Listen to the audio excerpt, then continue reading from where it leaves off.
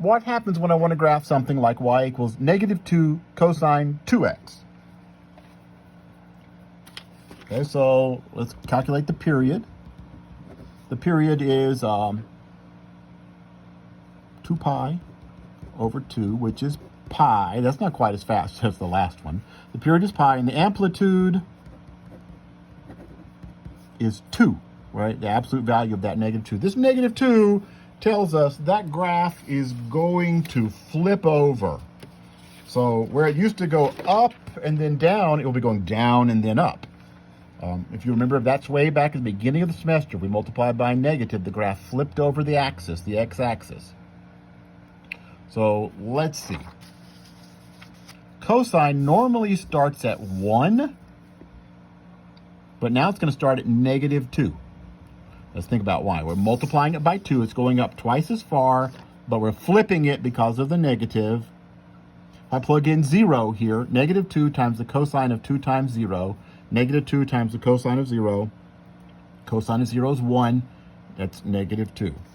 So it has to go, normally cosine comes down to 0, normally comes down to 0, down to -1 and back up to 0. Right, remember it starts at 1 instead of at 0. So this should go up to 0 now. It's got to go up to 0.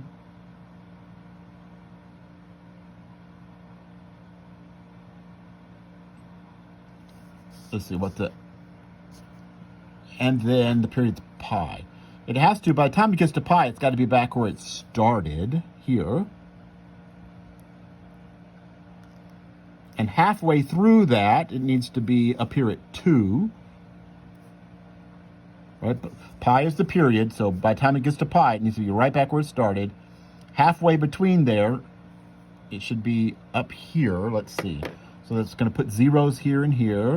I know I'm probably being too vague. Let me sketch in what cosine normally does so we know.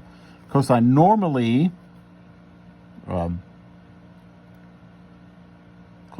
comes down to 0,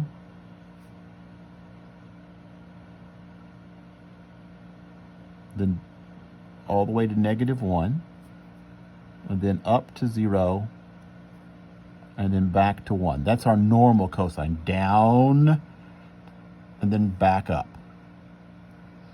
So cosine -2 is going to start down, go up.